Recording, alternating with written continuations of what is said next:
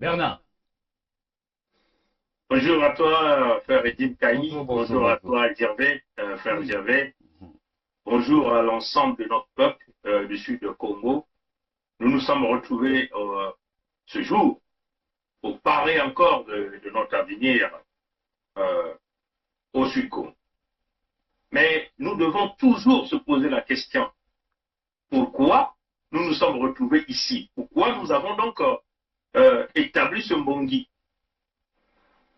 Pourquoi nous, les jeunes, nous avons pensé essayer d'organiser, rassembler les peuples du Sud? Ça, c'est la question que tout un chacun de nous doit se poser. C'est parce qu'il y a eu un problème et le problème persiste. C'est parce que euh, nous sommes entourés par une toile d'araignée qui est constituée de plusieurs niveaux, on peut le dire comme ça. Et c'est une toile d'araignée qui est soutenue avec une complicité internationale gérée et pilotée par la France-Afrique, donc par Paris, par le palais de l'Élysée. Et ce support-là nous pousse dans un état critique de désespoir au Sud-Congo. Et Paris a ses alliés au Sud-Congo. Donc déjà, les origines de ces alliés-là ne sont pas des origines des autochtones de l'entité Congo avec C. Mais vous devez comprendre que les alliés de Paris, dans l'entité Congo avec C, sont subdivisés en plusieurs niveaux. On peut simplement dire ceci. Le noyau central, ou le niveau 0, c'est constitué par les Moshi. Éventuellement, on peut citer Edou, Oyo, Olombo, Bundi. On peut prendre, et ça nous pouvons constituer, on peut l'appeler le niveau 0 du noyau de ce complot.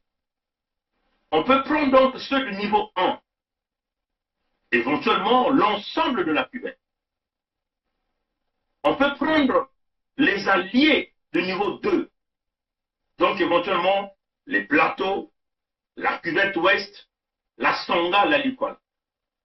On peut aussi prendre le niveau 3, qui sont les piliers de ces systèmes au sud Congo, que nous appelons aujourd'hui les pharisiens.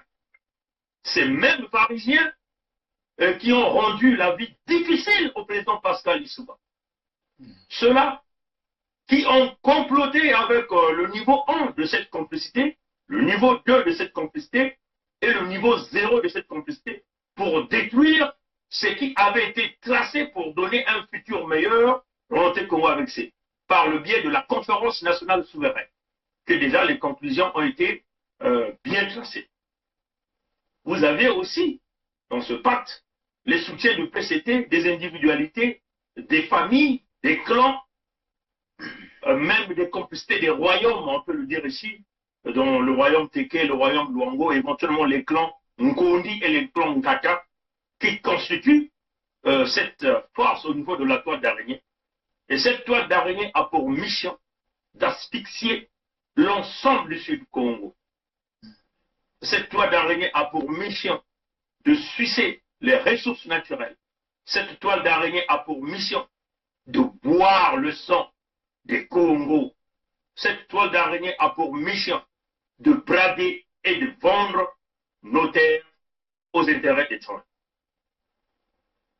Cette toile d'araignée a pour mission de casser les emplois, de briser les hôpitaux, de détruire le système éducatif, de casser les routes.